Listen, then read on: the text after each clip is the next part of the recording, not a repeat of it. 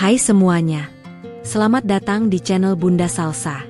Rumahnya cerita menarik, fakta seru, dan konten yang selalu bikin kamu pingin nonton lagi dan lagi.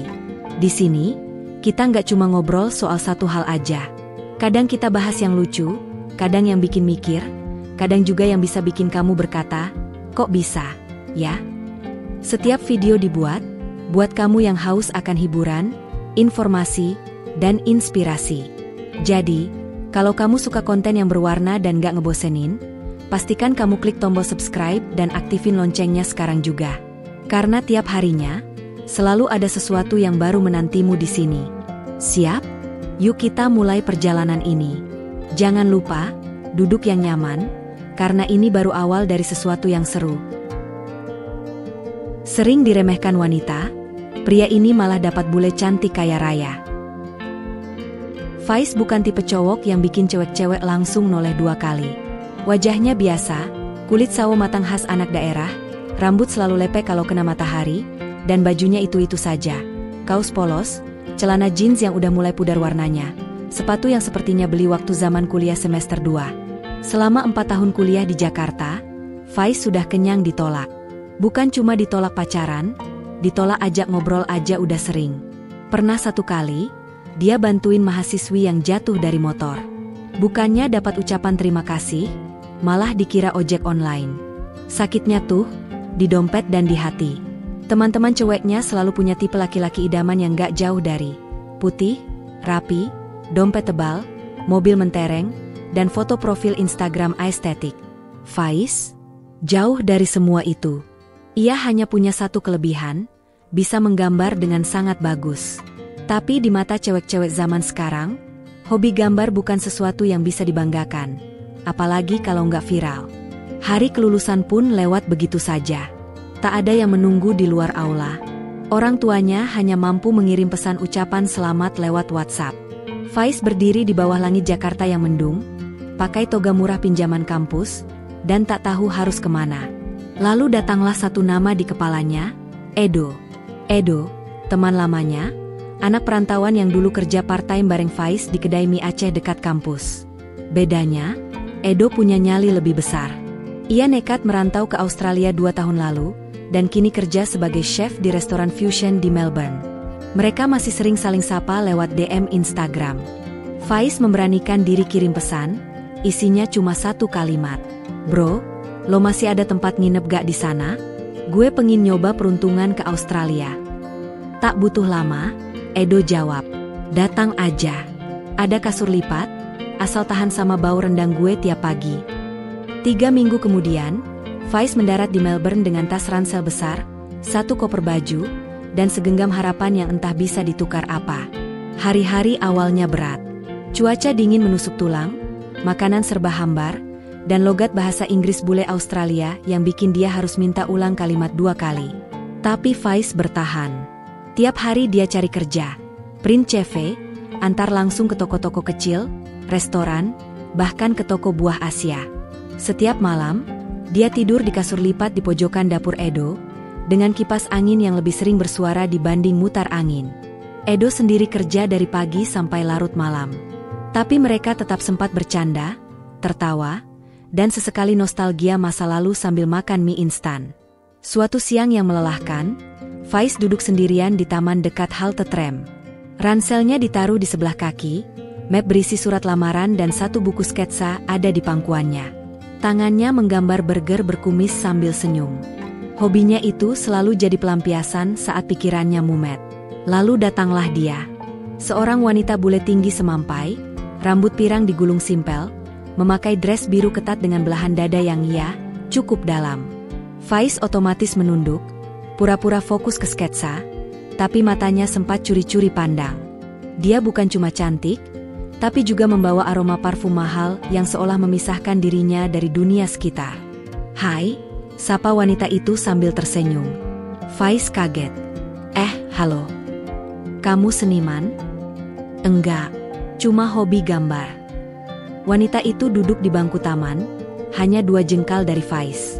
Dressnya ketat, dan saat ia membungkuk sedikit untuk melihat gambar Faiz langsung salah garis. Nugget yang ia gambar malah jadi seperti benda lain. Faiz panik dan menutup bukunya cepat-cepat. Wanita itu tertawa kecil. Lucu banget. Namamu siapa? Faiz. Kamu? Niki. Dan itulah awal dari semuanya. Setelah obrolan singkat di taman itu, Faiz kira pertemuan dengan Niki cuma akan jadi momen sekali lewat. Tapi ternyata nasib punya rencana lain. Sorenya, Niki menghubungi Faiz lewat email. Ternyata tanpa sepengetahuannya, Niki sempat memotret gambar Faiz diam-diam dan langsung mencari tahu identitasnya lewat kartu nama yang terjepit di map. Tidak sampai 2 jam, Niki sudah tahu Faiz tinggal di mana, sedang cari kerja, bahkan tahu bahwa Faiz punya akun Instagram penuh gambar makanan lucu. Email dari Niki singkat saja. Hai Faiz, aku suka gayamu menggambar. Aku punya bisnis makanan sehat dan sedang cari ide desain kemasan yang beda dari yang lain. Kamu bisa datang ke kantor besok? Aku ingin ngobrol lebih lanjut. Niki. Faiz bengong. Dia baca email itu sambil duduk di lantai dapur tempat kasur lipatnya digeletakan. Edo yang baru pulang kerja dan masih pakai celemek bertuliskan, "Walk this way," hanya nyengir lebar saat Faiz nunjukin layar ponselnya. Gila, lo dapet kerjaan dari bule cakep? Lo ngelamar kerja atau ngelamar jodoh? Kata Edo sambil menyendok nasi goreng kambing. Besoknya, Faiz datang ke alamat yang dikirim Niki. Tempatnya bukan kantor besar bertingkat-tingkat seperti di bayangannya, tapi sebuah gedung 2 lantai di kawasan Collingwood yang diubah jadi kantor dan dapur produksi. Dari luar terlihat sederhana, tapi begitu masuk ke dalam, auranya modern banget. Dinding putih bersih, rak tanaman di pojokan, dan aroma quinoa serta kari vegan semerbak di udara. Faiz langsung disambut oleh Niki yang lagi-lagi memakai dress ketat. Kali ini warnanya merah marun, dan belahan dadanya lebih dalam dari kemarin. Faiz sempat kehilangan fokus 3 detik penuh sebelum buru-buru memalingkan pandangan ke arah pot tanaman. Faiz, senang kamu datang. Sapa Niki dengan senyum ramah, lalu mempersilakan duduk di ruang rapat kecil yang jendelanya besar. Pertemuan itu jadi awal mula pekerjaan Faiz sebagai visual concept designer. Niki menjelaskan bahwa perusahaannya akan meluncurkan produk baru bernama Happy Bite, makanan sehat dalam kemasan lucu yang menyasar pasar anak muda dan pekerja kantoran. Yang mereka butuhkan adalah visual branding yang fresh, unik, dan relatable. Gambar kamu kemarin bikin aku ketawa, kata Niki.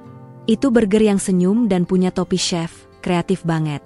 Aku pengin makanan sehat kelihatan menyenangkan, bukan membosankan. Faiz cuma bisa mengangguk. Jantungnya berdetak lebih cepat dari biasanya, entah karena pujian atau karena dress Niki yang nyaris membuatnya gagal fokus setiap 5 menit. Hari-hari berikutnya, Faiz mulai kerja freelance di kantor itu. Ia diberi satu sudut meja dekat jendela, lengkap dengan iPad dan alat gambar digital. Setiap hari ia datang pagi-pagi, kerja sampai sore, lalu pulang ke apartemen Edo. Hasil desain Faiz mulai diuji coba. Dari bentuk nugget yang seperti semili, stik wortel bertema superhero, sampai kemasan salad dengan ilustrasi alpukat yang lagi berpelukan. Tapi masalah datang pada minggu kedua. Faiz ditugaskan membuat desain karakter untuk nugget vegetarian. Ide awalnya bagus, nugget berbentuk hewan-hewan lucu. Tapi karena terlalu lama memandangi dress ketat Niki yang hari itu warna putih tipis dan berbelahan rendah, Faiz jadi nggak konsen. Ia menggambar seekor ayam yang, entah bagaimana, malah terlihat seperti 2 bukit dada dengan mata. Tim desain lain tertawa terbahak-bahak waktu lihat hasilnya. Faiz, ini nugget atau sensor payudara? Celetuk salah satu staf bule sambil ngakak. Wajah Faiz langsung merah padam. Niki ikut lihat, lalu tersenyum geli sambil menutup mulut. Kamu fokusnya kemana sih, Faiz? Goda Niki sambil berjalan mendekat. Langkahnya pelan, suara sepatunya beradu dengan lantai kayu. Dan ya, dress putihnya bergoyang seirama. Faiz langsung panik. Salah bentuk aja. Maksud saya, ayamnya lagi kedinginan, jadi mengerut. Tawa meledak lagi. Bahkan staf dapur pun keluar hanya untuk melihat hasil desain kacau itu. Akhirnya desain itu dibatalkan dan Faiz diminta buat versi ulang. Tapi dari situ, suasana jadi lebih cair. Faiz yang awalnya pendiam mulai suka bercanda. Niki juga makin akrab. Sering mengajak Faiz makan siang bareng dan berdiskusi santai soal branding. Hari demi hari, hubungan kerja mereka makin terasa personal. Faiz mulai berani menatap mata Niki lebih lama. Niki juga tak ragu lagi memanggil Faiz dengan sebutan, si jenius kampung. Mereka tertawa bareng, saling lempar ide, dan tak jarang saling goda. Di kantor itu, Faiz bukan lagi pria biasa yang diremehkan. Ia mulai dipandang sebagai sosok penting di balik wajah ceria produk mereka. Tapi jauh lebih dari itu, Niki mulai menyadari pria muda berwajah lugu itu membawa sesuatu yang sudah lama hilang dari hidupnya. Ketulusan. Dan Faiz, diam-diam, mulai tidak sabar menanti hari berikutnya. Sudah sebulan Faiz bekerja di perusahaan makanan sehat milik Niki. Sejak awal cuma nebeng kasur lipat di dapur Edo, sekarang dia sudah bisa ngontrak kamar kecil sendiri tak jauh dari kantor. Furniturnya masih minim, cuma kasur gulung, meja lipat, dan lampu belajar. Tapi bagi Faiz, itu sudah cukup. Setidaknya sekarang ia punya tempat untuk menggambar tanpa harus bersaing sama bau rendang Edo. Perubahan itu tidak cuma terjadi di tempat tinggalnya. Penampilan Faiz juga mulai berubah. Bukan karena diminta, tapi karena dorongan dari Niki. Suatu hari, Niki datang membawa sebuah tas kecil dan langsung meletakkannya di meja Faiz. "Coba ini," katanya. Faiz mengangkat alis. "Apa ini?" "Pelembab wajah, pomade rambut, dan baju kemeja ukuran kamu. Jangan tanya kenapa aku tahu ukuranmu. Aku punya feeling yang tajam," jawab Niki sambil berkedip. Faiz tertawa kecil, tapi mukanya merah. Besoknya, dia datang ke kantor dengan rambut lebih rapi, wajah tidak sekusam biasanya, dan kemeja abu-abu yang masih berbau toko. Semua orang di kantor langsung komentar. Ada yang bilang Faiz tampak beda, ada yang iseng tanya apakah dia mau kencan. Faiz cuma senyum malu-malu. Tapi reaksi paling mengejutkan datang dari Niki sendiri. Saat melihat Faiz di depan pintu kantor, Niki sempat diam beberapa detik. Lalu ia tersenyum, agak pelan. Tatapan matanya tidak seperti biasanya. Lebih lembut, lebih lama. Gumam Niki sambil mendekat, "Ternyata kamu bisa juga kelihatan menggoda." Faiz langsung salah langkah dan hampir menabrak meja resepsionis. Mulai dari situ, suasana kerja mereka makin aneh tapi seru. Faiz yang dulu selalu kiku kalau berdekatan dengan Niki, sekarang mulai bisa melempar candaan. Misalnya, saat Niki lewat dengan dress ketat warna hijau zaitun, Faiz berseru, "Wah, sayuran sehat lewat, nih." Niki tertawa geli, "Berani juga kamu sekarang." "Efek pelembab wajah," balas Faiz cepat. Niki sering tertawa di dekat Faiz. Tidak dibuat-buat, tidak basa-basi. Tawa yang tulus seperti orang yang nyaman berada di sisi seseorang. Faiz pun makin percaya diri. Ia mulai suka datang lebih awal ke kantor, bukan karena disiplin, tapi karena tidak sabar melihat Niki pagi-pagi. Tapi ada satu kejadian yang bikin hubungan mereka berubah lebih dalam. Hari itu, kantor sedang sepi. Sebagian besar staf sedang cuti karena long weekend. Hanya Faiz dan Niki yang datang. Mereka menghabiskan waktu di dapur uji coba, membahas desain kemasan untuk makanan bayi sehat. Niki mengenakan dress lengan panjang warna krem yang ketat di pinggang dan, seperti biasa, agak terbuka di bagian atas. Mereka duduk bersebelahan, kepala menunduk ke layar laptop yang sama. Saat Faiz memutar badannya untuk mengambil minuman, tanpa sengaja tangannya menyentuh lengan Niki. Niki menoleh. Mereka saling pandang. Jarak wajah mereka hanya 1 jengkal. Hening sejenak. Faiz langsung berdiri dan pura-pura batuk. Saya ambil air dulu ya." Niki tersenyum pelan, seperti menahan tawa. "Kamu itu lugu banget." "Bukan lugu. Takut dosa," balas Faiz setengah gugup. Sejak hari itu, tatapan Niki ke Faiz makin berbeda. Ada kelembutan yang belum pernah ia tunjukkan sebelumnya. Di mata Faiz, Niki bukan cuma wanita cantik dan kaya. Ia adalah orang yang melihatnya bukan dari kulit luar, tapi dari isi kepala dan hatinya. Suatu malam, Faiz pulang dari kantor lebih lambat dari biasa. Di halte tram, ia duduk sendiri sambil membuka buku sketsanya. Ia menggambar wajah seseorang, mata tajam, bibir setengah tersenyum, dan rambut digulung ke atas. Wajah Niki. Tiba-tiba ada pesan masuk. Dari Niki. "Kamu tahu nggak? Aku selalu nunggu kamu datang setiap pagi. Rasanya kantor ini sunyi kalau nggak ada kamu." Faiz menatap layar ponselnya cukup lama. Tangannya gemetar sedikit, tapi bibirnya tersenyum. Dulu, ia adalah lelaki yang sering diremehkan. Tapi sekarang, ada seseorang yang menunggunya.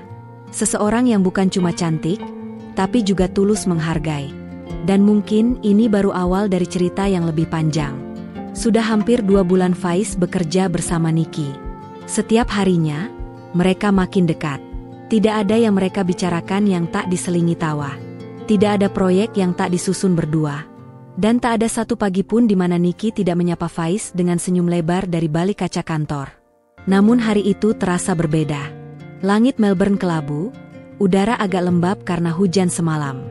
Faiz datang lebih awal, duduk sendirian di pojok ruang kerja, menggambar.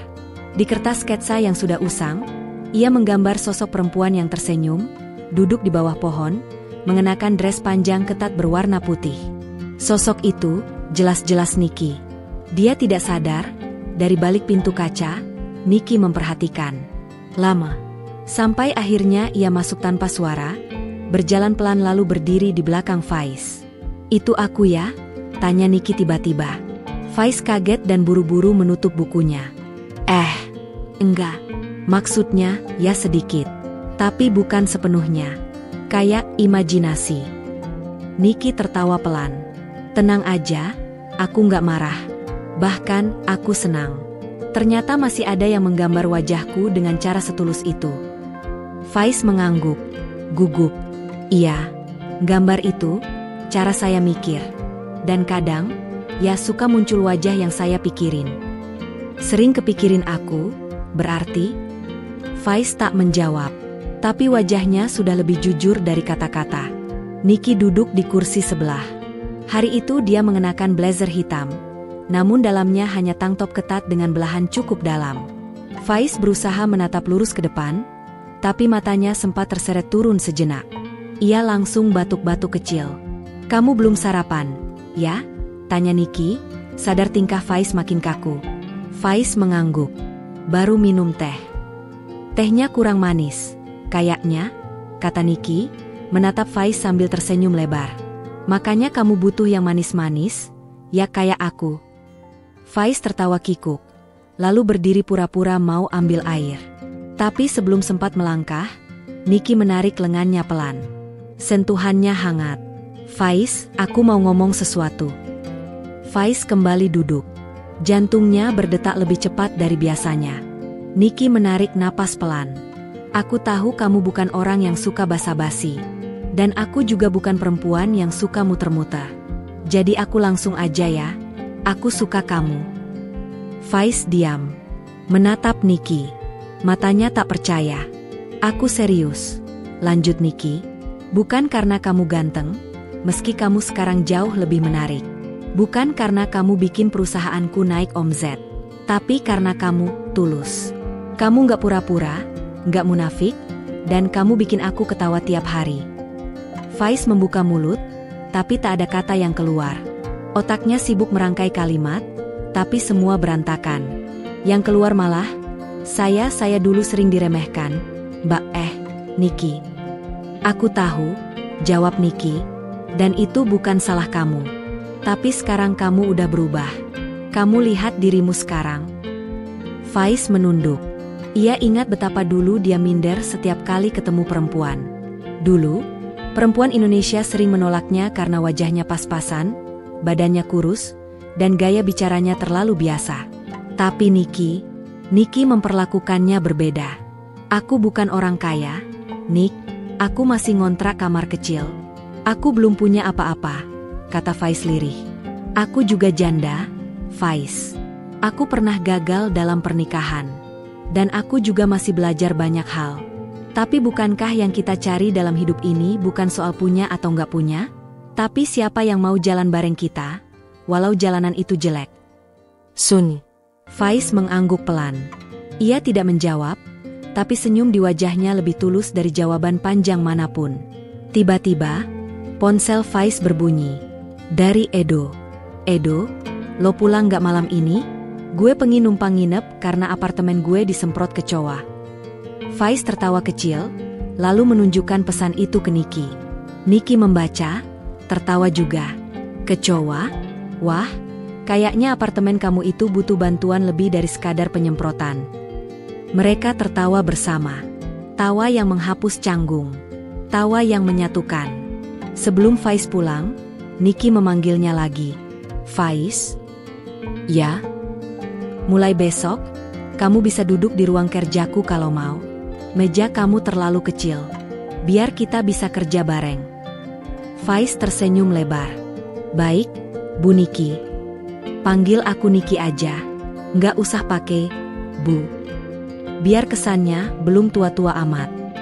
Dan malam itu, saat Faiz berjalan sendirian di trotoar, ia merasa langkahnya lebih ringan dari biasanya. Hatinya penuh sesuatu yang tidak bisa dijelaskan. Bahagia, syukur, deg-degan, mungkin semua. Yang jelas, hidupnya tidak akan sama lagi. Pagi itu kantor terasa lebih sibuk dari biasanya. Beberapa staf bagian pengembangan produk berlarian membawa dokumen dan sampel makanan. Ada rapat penting dengan investor dari Jepang. Niki mengatur semuanya sendiri sejak malam sebelumnya, dan Faiz diminta ikut mendampingi sebagai kepala desain kemasan. Sejak pengakuan cinta dari Niki, hubungan mereka makin dekat. Tapi tetap profesional, setidaknya di depan orang lain. Di balik layar, mereka sering kirim pesan singkat konyol, candaan receh, atau sekadar emotikon senyum tiap malam. Faiz tahu, ada batas yang belum boleh dilangkahi. Bukan karena Niki janda, tapi karena mereka bekerja di tempat yang sama. Dan pagi itu, batas itu mulai diuji. Setelah rapat, Faiz dipanggil ke ruang kerja Niki. Faiz, duduk sini sebentar, ucap Niki sambil menunjuk kursi di depannya. Faiz duduk, membuka laptop, siap mencatat seperti biasa. Tapi Niki menutup laptopnya pelan. Aku baru dari rapat dengan direksi, ucap Niki. Dan mereka suka dengan semua desain kita. Bahkan ada rencana ekspansi ke cabang baru. Tapi, ada satu saran dari mereka. Faiz mengangguk. Saran apa? Niki menatap Faiz lama. Mereka minta kamu dipindahkan ke kantor pusat di Sydney. Sebagai kepala tim kreatif. Promosi besar. Faiz terdiam. Itu bagus kan? Lanjut Niki. Naik jabatan, gaji 2 kali lipat. Kamu akan punya tim sendiri. Tapi ya, kamu akan jauh dari aku. Faiz menelan ludah. Ia tak menyangka akan secepat ini. Saya dipindah ke Sydney, tapi kerjaan kita di sini gimana? Ada yang bisa gantiin kamu, kata Niki, tapi bukan kamu. Sunyi sesaat. Faiz, aku nggak akan halangi kamu kalau kamu mau pindah.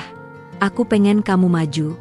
Tapi jujur, aku juga nggak siap kehilangan kamu di kantor. Faiz menunduk. Isi kepalanya mendadak berisik. Ia ingat masa-masa saat hidupnya cuma sebatas bantuin nyuci piring di dapur Edo. Saat makan siang cuma roti tawar dan teh manis. Tawaran ke Sydney adalah kesempatan langka. Tapi ia juga tahu, hatinya sudah mulai tertambat pada seseorang yang kini duduk tepat di depannya, dengan mata yang kelihatan khawatir. Niki, ucap Faiz pelan. Kalau saya terima tawaran itu, apa kamu kecewa? Kecewa? Enggak, kata Niki. Tapi sedih. Iya, karena kamu bikin kantor ini hidup. Faiz diam lagi. Beberapa menit, tak ada kata-kata. Lalu ia berdiri. Beri saya waktu 1 hari, katanya. Saya mau mikir dengan kepala dingin. Niki mengangguk. Tentu. Hari itu, Faiz berjalan kaki lebih jauh dari biasanya. Ia mampir ke taman dekat Sungai Yara, duduk di bangku kayu sambil membuka buku gambarnya. Di halaman kosong, ia menggambar 2 jalan bercabang. Satu jalan penuh cahaya dengan gedung tinggi di ujungnya. Jalan lain lebih sederhana, dengan taman dan bangunan kecil di sisinya. Di tengah-tengah gambar itu, ia menggambar sosok dirinya sendiri, berdiri ragu. Sore menjelang, Edo menelpon. Mereka akhirnya ketemuan di warung Vietnam dekat stasiun. Faiz cerita semua. Tentang tawaran pindah ke Sydney, dan tentang perasaannya ke Niki. Edo cengar-cengir. Lo tuh aneh. Dulu lo diremehin cewek-cewek Indo, sekarang lo malah bingung milih antara cinta atau karir. Nikmatinlah, bro. Faiz geleng-geleng kepala. Nggak segampang itu. Ini bukan drama sinetron. Edo menyikut lengan Faiz. Lo cinta sama Niki? Faiz diam sebentar. Iya. Ya udah, bilang aja. Terima tawarannya kalau memang lo suka tantangan. Tapi jangan bikin Niki nunggu tanpa kepastian. Besok paginya, Faiz datang lebih awal ke kantor. Tapi ia tak langsung masuk ke ruang kerjanya. Ia berdiri di depan pintu kaca, menatap ke dalam. Niki belum datang. Begitu Niki masuk, ia langsung memanggil Faiz. Udah pikirin? Tanyanya. Faiz mengangguk. Udah. Ia lalu duduk di depan Niki, menatap perempuan yang selama ini memberinya peluang, kepercayaan, dan rasa nyaman. Niki, saya mau tetap di sini. Niki mengerutkan dahi. Maksud kamu menolak tawaran itu? Iya, mungkin kedengarannya bodoh. Tapi saya lebih pengen ngebangun apa yang kita udah mulai bareng. Saya masih banyak belajar, dan saya belum selesai belajar dari kamu. Niki tak langsung jawab, tapi matanya berbinar. Senyum kecil muncul di sudut bibirnya. Faiz, kamu tahu nggak? Katanya pelan. Hari ini kamu bikin aku bahagia. Faiz ikut tersenyum. Tapi dalam hati, ia tahu ini bukan akhir. Ini baru awal, dari sesuatu yang bisa jadi makin rumit.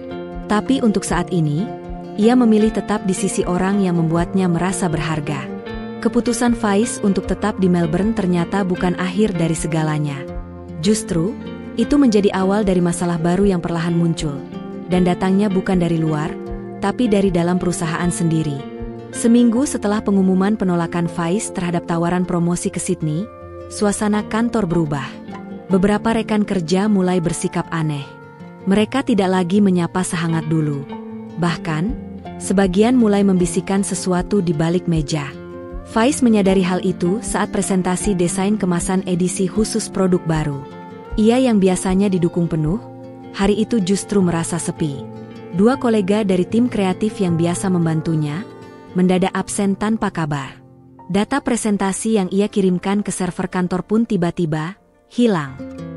Kayaknya ada yang gak suka saya di sini, ucap Faiz pada Niki setelah presentasi berakhir berantakan. Niki menatapnya prihatin. Aku juga ngerasa begitu, Faiz. Tapi aku gak ngerti siapa yang mulai. Faiz tidak menuduh siapa-siapa, tapi pikirannya langsung tertuju pada satu nama. Markus, kepala bagian pemasaran. Sejak Faiz hadir dan desain-desainnya mulai mendominasi, Markus mulai kehilangan pengaruh. Banyak ide lamanya dianggap usang oleh investor, dan produk-produk baru justru melejit karena desain Faiz. Di ruang pantry, Markus pernah berkata dingin padanya, dulu kantor ini nggak butuh anak magang dari negara tropis untuk bisa sukses. Faiz tidak menggubris. Ia tahu, orang seperti Markus tidak akan puas sebelum menjatuhkan lawan dengan caranya sendiri. Suatu hari, saat Faiz hendak pulang, Niki menahannya di parkiran. Faiz, kita bisa bicara sebentar. Mereka duduk di mobil Niki.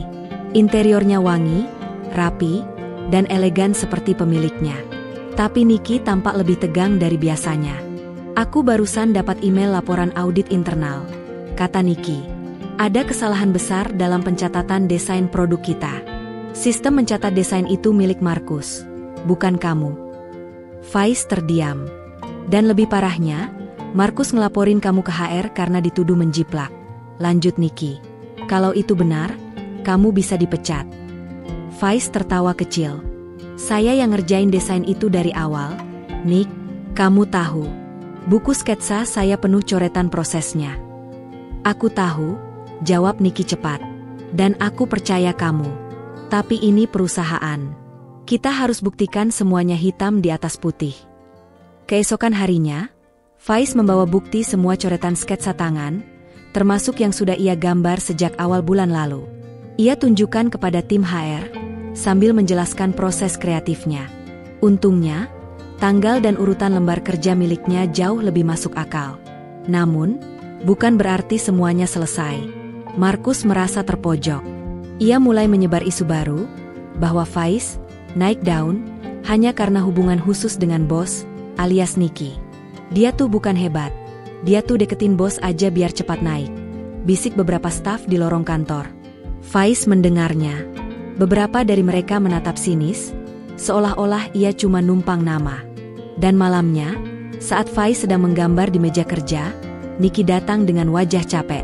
"Faiz, aku nggak kuat kalau kamu terus digituin," katanya. "Mungkin kita harus jaga jarak dulu, biar mereka nggak makin ngomong aneh-aneh." Faiz menatapnya. "Kamu serius?" Niki mengangguk. "Bukan karena aku nggak suka kamu, tapi karena aku nggak mau kamu disudutkan karena aku." Faiz mengangguk pelan. Ia tahu Niki benar, tapi tetap saja hatinya berat. "Ya sudah," kata Faiz. "Kita profesional aja dulu." Malam itu, untuk pertama kalinya sejak mereka dekat, Faiz pulang tanpa senyuman. Ia naik tram sambil menatap kosong keluar jendela. Lampu-lampu kota Melbourne terasa lebih dingin, seolah ikut menertawakan perjuangannya. Di apartemen Edo, Faiz diam cukup lama. "Lo kenapa? Berantem sama bule lo?" tanya Edo sambil mengunyah mie instan. "Bukan berantem," jawab Faiz. "Kami cuma jaga jarak dulu, biar nggak bikin ribut di kantor." Edo mengangguk. "Lo tahu, kadang masalah terbesar itu bukan di luar, tapi di dalam. Di sekeliling lo sendiri. Tapi kalau lo yakin sama yang lo pegang, jalanin aja. Dunia nggak bisa selalu adil, Faiz." Faiz diam. Ia mengambil buku gambarnya, lalu mulai mencoret halaman baru.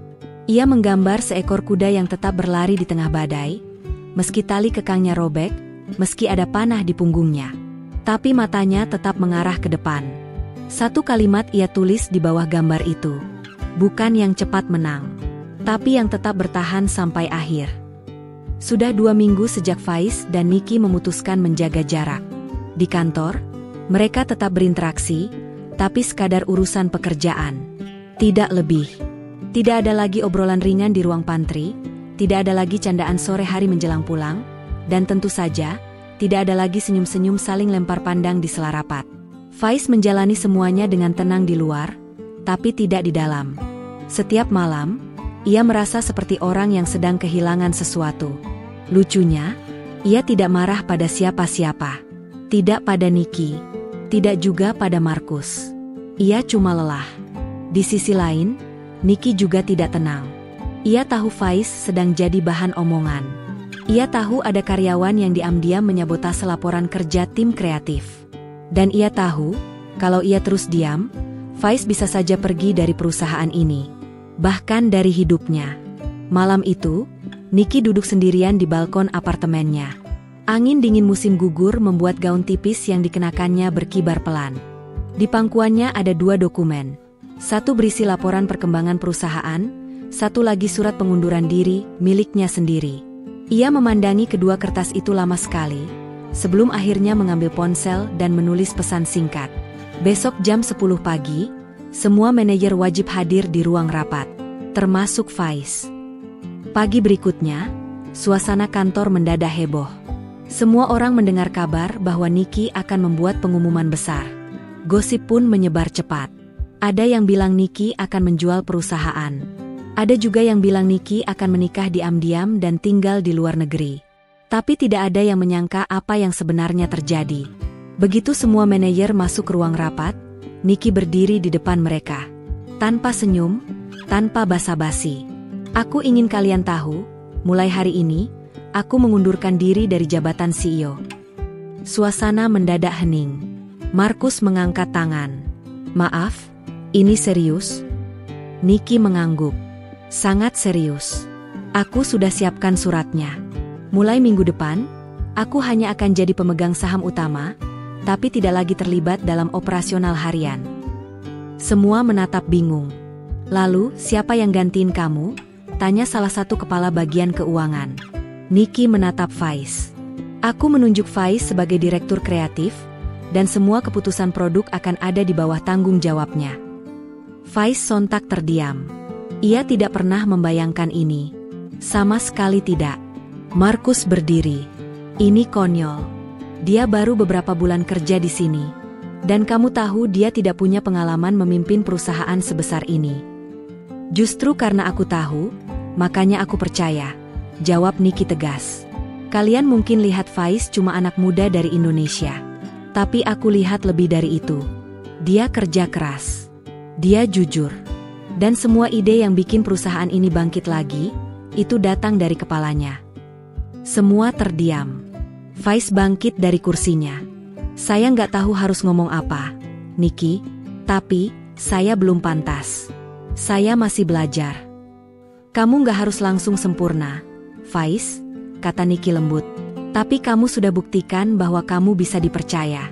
Dan aku nggak mau kehilangan orang seperti itu. Beberapa jam setelah rapat, Faiz dan Niki duduk berdua di kafe kecil dekat sungai. Tempat mereka pertama kali makan bersama, beberapa bulan lalu. Tempat yang jadi saksi pertama kedekatan mereka. Aku tahu ini gila, kata Niki sambil tersenyum. Tapi aku butuh melakukan ini.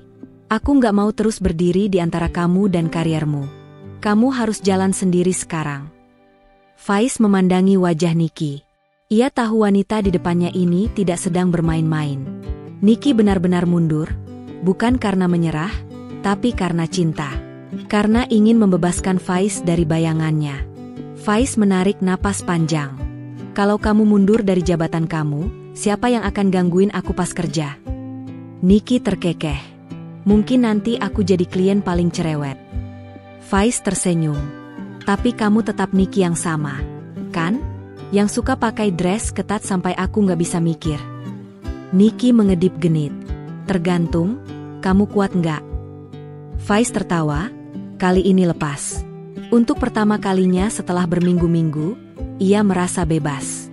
Tidak ada lagi tekanan dari gosip kantor. Tidak ada lagi rasa bersalah karena kedekatan mereka. Sekarang semuanya terang. Niki menggenggam tangan Faiz di atas meja. Faiz, ucapnya. Kita bisa mulai lagi, dari awal. Tapi kali ini, kamu bukan bawahanku. Kamu berdiri sejajar. Faiz mengangguk. Aku siap. Malamnya, Faiz menggambar lagi. Di halaman kosong buku sketsanya, ia menggambar dua tangan yang saling menggenggam. Di bawahnya ia tulis satu kalimat. Cinta yang benar tidak menjatuhkan, tapi menaikkan. Faiz resmi menjabat sebagai direktur kreatif minggu berikutnya. Ruang kerjanya pindah ke lantai paling atas, tepat di seberang ruang rapat utama. Mejanya lebih besar, kursinya empuk, dan pemandangan jendelanya langsung mengarah ke Sungai Yara yang berkilau terkena matahari siang.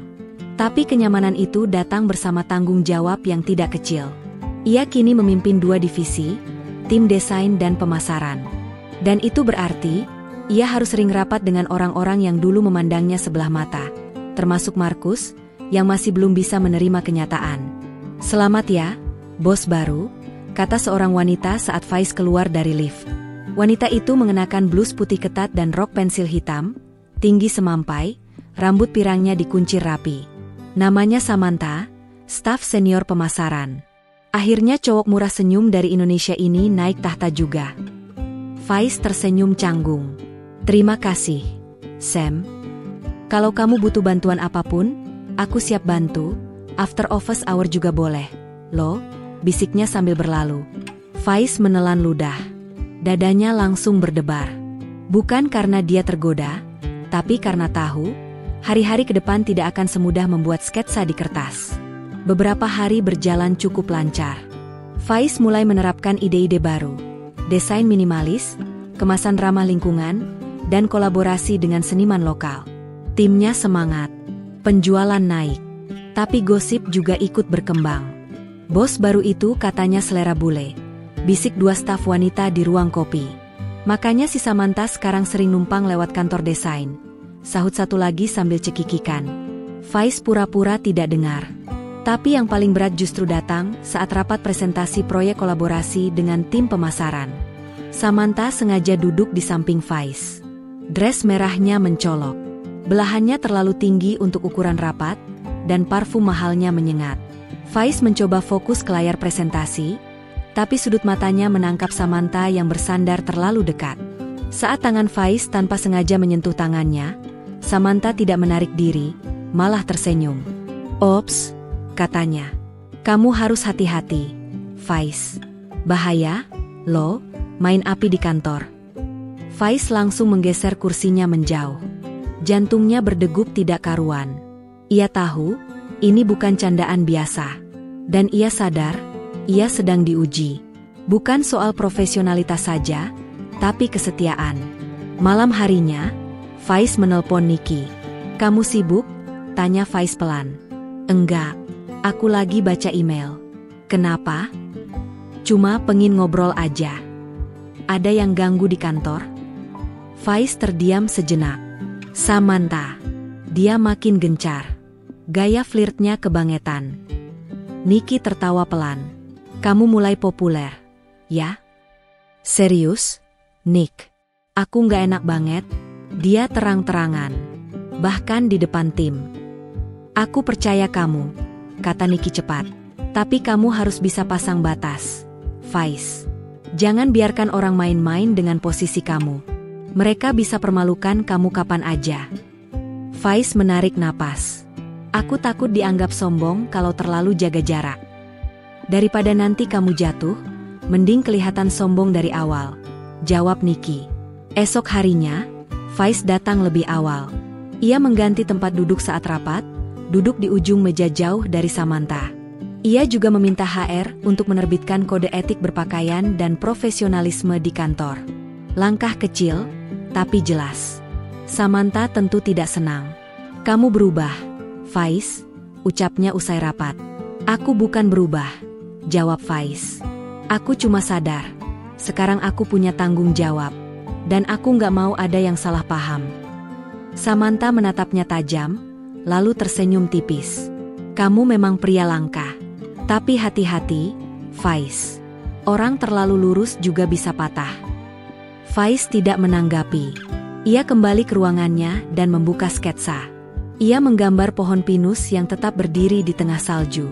Tidak bengkok, tidak goyah, dan tetap hijau meski diterpa badai. Di bawahnya ia tulis, "Kesetiaan bukan tentang siapa yang hadir, tapi siapa yang bertahan." Sore itu, Niki menunggu di luar gedung.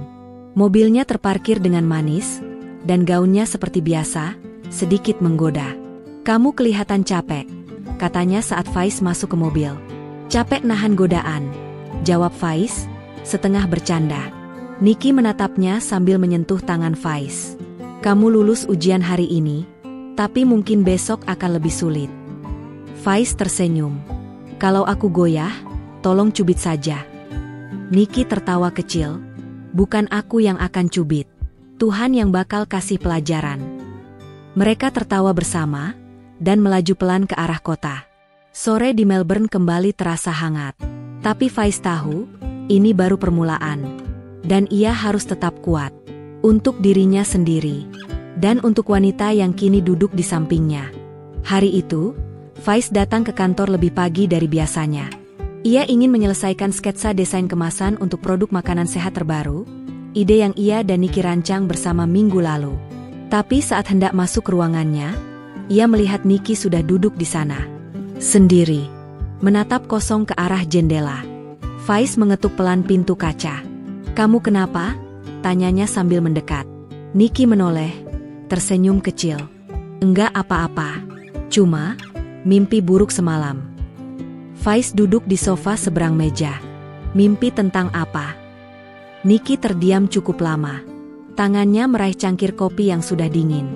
Lalu dengan suara pelan, ia berkata, "Tentang masa lalu. Tentang orang yang pernah nyakitin aku." Faiz menunggu. Ia tidak ingin memotong. Ini pertama kalinya Niki bicara soal masa lalunya dengan wajah segugup itu.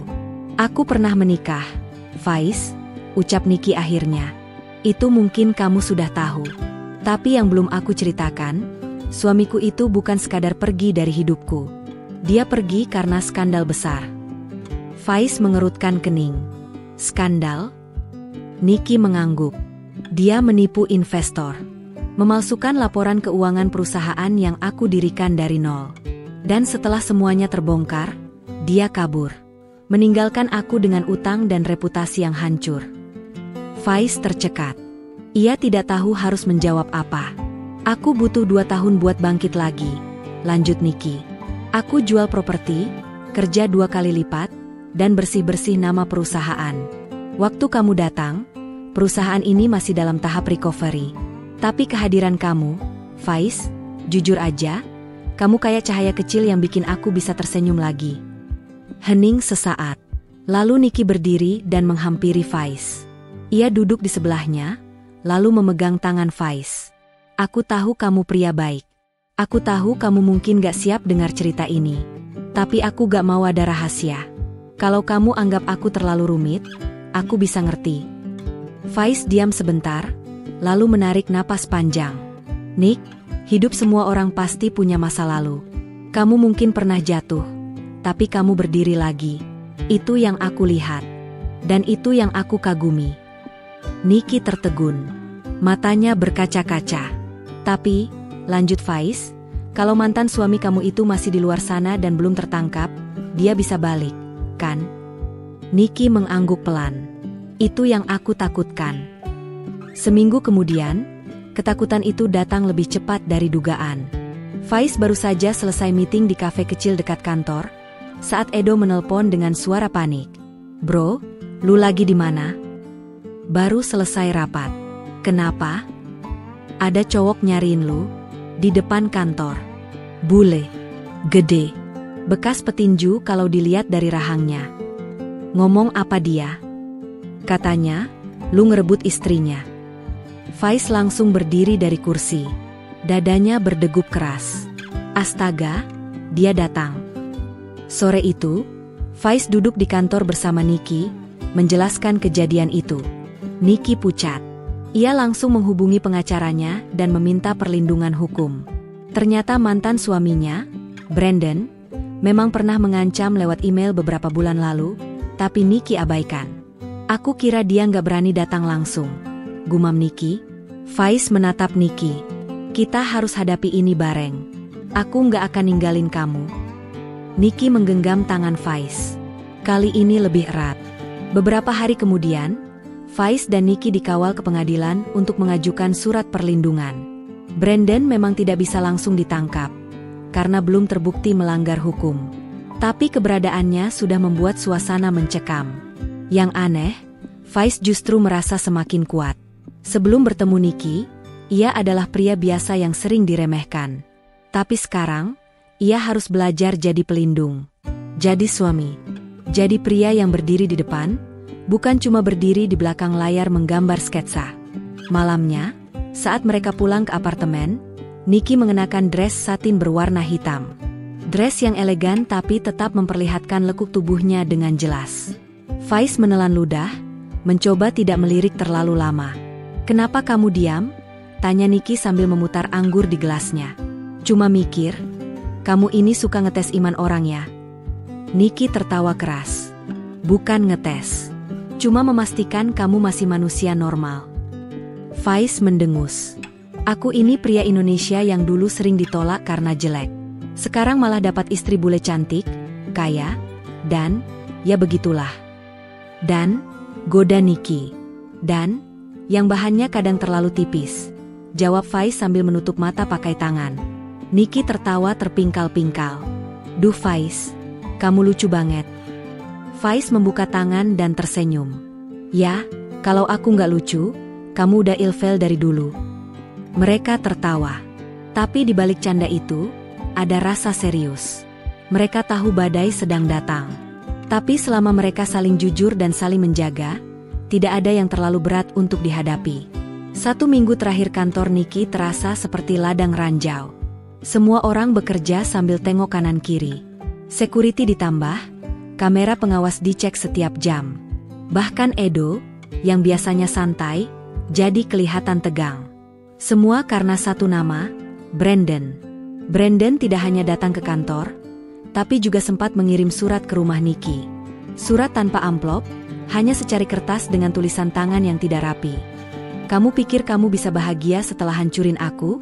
Tunggu saja, Niki. Faiz membacanya 3 kali.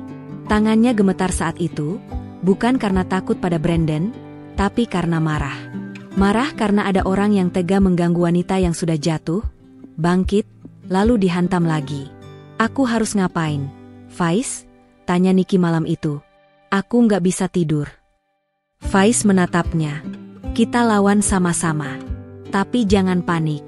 Kita pikirin pelan-pelan. Besok paginya, Faiz punya ide.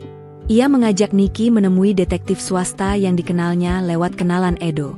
Namanya Malcolm, pria parubaya yang penampilannya mirip polisi pensiunan di film-film. Serius tapi penuh akal. Saya akan telusuri keberadaan Brandon. Tapi perlu waktu dan biaya, ujar Malcolm sambil menyalakan rokoknya. Berapapun, kami bayar, jawab Nicky mantap. Kalau begitu, kasih saya waktu 3 hari. Hari pertama berjalan tanpa hasil. Faiz tetap bekerja di kantor, walau pikirannya kemana-mana. Ia berusaha menyelesaikan desain iklan produk baru mereka, semacam makanan ringan sehat yang akan dirilis bulan depan. Tapi ketika menggambar, ia malah teringat wajah Brandon. Pria tinggi, rahang besar, dan sorot mata penuh benci. Hari kedua, Malcolm mengabari lewat pesan singkat, "Saya menemukan apartemen sewa atas nama alias. Ada kemungkinan besar Brandon tinggal di sana." Hari ketiga, Faiz dan Nicky bertemu Malcolm lagi. Dia memang tinggal di sana. Tapi bukan itu yang penting, kata Malcolm sambil menyodorkan selembar foto. Foto Brandon duduk di sebuah bar, bersama pria lain. "Siapa itu?" tanya Faiz. "Namanya Russell. Mantan investor yang dirugikan oleh Brandon dulu. Tapi kelihatannya sekarang mereka kerja sama lagi. Saya curiga Brandon punya rencana besar." Nicky terlihat pucat. "Kalau mereka bikin perusahaan fiktif atau sabotase bisnis makananku lagi." "Itu bisa terjadi," sahut Malcolm. Hari keempat, ancaman itu datang. Salah satu pelanggan besar perusahaan Nicky membatalkan kontrak secara mendadak. Mereka bilang dapat tawaran lebih murah dari perusahaan baru bernama Ausiedlix. Nama yang baru terdengar, tapi iklannya mendadak muncul di mana-mana. "Logo mereka mirip punyaku," ujar Nicky kesal sambil menunjukkan brosur. Faiz meneliti. "Bukan cuma mirip. Ini desain awal aku, yang dulu sempat aku buang karena kamu bilang terlalu biasa." Nicky menatap Faiz. "Kamu yakin? Ini gayaku banget. Gambar daun, bentuk garis, bahkan warna hijaunya." "Itu artinya, desain Faiz dicuri. Entah bagaimana caranya." "Laptop kamu pernah hilang?" tanya Nicky. Faiz mengangguk pelan. "Pernah. Tapi ketemu lagi 2 hari kemudian. Aku kira jatuh di kantor." Mereka saling tatap. Wajah Nicky menegang. "Kamu pikir Brandon masuk ke kantor kita?" "Bisa jadi. Atau orangnya masukin virus dari jauh. Aku nggak pernah install antivirus." Nicky langsung berdiri. "Kita harus lapor polisi." Namun laporan ke polisi tidak berjalan mulus. Karena perusahaan itu masih legal dan belum terbukti menjiplak secara hukum, prosesnya panjang. Sementara itu, Ausiedlix makin gencar promosi. Tapi Faiz tidak menyerah. Ia mengambil semua sketsa, membuat desain ulang, dan memodifikasi total. "Nick, kita nggak usah kejar mereka. Kita bikin sesuatu yang nggak bisa ditiru," ujarnya. Nicky tersenyum. "Kamu yakin sanggup? Selama kamu pakai dress yang nggak terlalu mengganggu konsentrasi, aku yakin." Nicky langsung melempar bantal ke wajah Faiz. "Kamu ini, ya?" Faiz tertawa. Suasana sedikit mencair. Tapi mereka tahu, ini baru awal dari perang. Sore itu, Faiz menempelkan hasil desain terbaru ke dinding. Logo baru, dengan sentuhan khas yang tak bisa ditiru siapapun. Ia tambahkan tulisan kecil di bawahnya, "Original by Faiz." Dan diam-diam, ia juga mulai merekam semua pertemuan, menyimpan data cadangan di cloud, dan memasang alarm di laptopnya. Mungkin ia memang pria biasa dari Indonesia. Tapi kali ini, ia bukan lagi orang yang gampang diremehkan. Pagi itu, Faiz duduk di dapur rumah Nicky, masih memakai kaos oblong dan celana pendek, sambil menatap laptopnya. Wajahnya serius, rambut acak-acakan, dan di depannya ada secangkir kopi dingin yang tak sempat disentuh. Nicky melirik dari balik meja makan, sambil menyantap roti panggang. "Kamu belum tidur, ya?" tanya Nicky. "Belum," jawab Faiz. "Aku nemuin sesuatu." Nicky mendekat. "Apa?" Faiz memutar layar laptop ke arahnya. Aku cek semua metadata file desain yang mirip sama punyaku. Ada satu file brosur mereka yang mereka kirim ke investor. File PDF itu bocor lewat email promosi. Aku download dan cek informasi pembuatnya, dan tebak siapa namanya. Nikki melotot. Jangan bilang namanya. Faiz. Bingo. Nikki menutup mulutnya. Astaga. Itu bukti kan? Bukti awal. Tapi kalau kita bisa dapat file mentahnya, yang asli, yang dikirim dari laptopku atau akun cloudku, itu bisa jadi senjata utama. Kita harus gerak sekarang. Faiz dan Nikki langsung pergi ke kantor bersama Malcolm, detektif tua yang kini jadi seperti keluarga sendiri. Mereka membongkar ulang rekaman CCTV kantor minggu lalu. Di hari Faiz kehilangan laptop, ada seorang petugas kebersihan baru yang tidak dikenal staf lama. Namanya Ethan, ujar Malcolm. Tapi itu nama palsu. Dia bagian dari tim Brandon. Sudah kulacak, punya catatan kriminal soal peretasan dan sabotase usaha. Nikki memijit pelipisnya. Dia pasti colok USB di laptop Faiz. Bisa jadi lebih dari itu, balas Faiz. Kalau dia tanamkan virus, semua desainku bisa dia salin ke server mereka. Kita harus pastikan apakah mereka masih punya akses.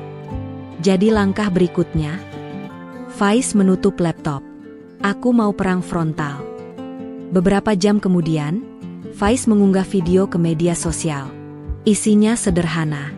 Ia merekam dirinya di studio desain perusahaan Nikki. Ia buka sketsa awal logo yang sekarang dipakai Ausiedlix. Ia tunjukkan catatan tangan, tanggal pembuatan, dan bahkan coretan revisi dari Nikki. Desain ini hasil kerja saya. Saya Faiz, desainer utama di perusahaan milik Nikki Harper. Kami tidak pernah menjual atau membagi desain ini ke pihak luar. Kalau sekarang ada perusahaan makanan baru yang memakai desain serupa, itu karena mereka mencuri. Video berdurasi 2 menit itu langsung viral di TikTok dan Instagram. Komentar masuk ribuan. Beberapa netizen Australia mulai membandingkan desain. Ada yang memihak Faiz. Ada juga yang menuduhnya mencari sensasi. Tapi Faiz tak peduli. Dia sudah menanamkan bibit keraguan di benak publik. Esoknya, Faiz dan Nikki mendatangi pengacara. Dengan bantuan Malcolm, mereka mengajukan tuntutan resmi terhadap Brandon dan perusahaan Ausiedlix. Gugatan berisi tuduhan pencurian kekayaan intelektual, sabotase digital, dan pemalsuan data. Sidang dijadwalkan 2 minggu ke depan. Tapi efek dari langkah ini langsung terasa. Investor yang tadinya berpindah ke Ausiedlix mulai menarik diri. Sementara itu di rumah, Faiz mulai bersikap lebih santai. Ia sering meledek Nikki yang kini makin sering pakai dress ketat di rumah. Gini ya, aku lagi kerja, kamu malah keliling pakai baju kayak mau kondangan, ucap Faiz sambil nutup matanya pakai buku gambar. Nikki terkekeh. Kenapa? Kamu takut dosa? Aku takut darah tinggi. Kamu kira aku ini kuat iman? Padahal kamu yang godain aku duluan, Mas Faiz.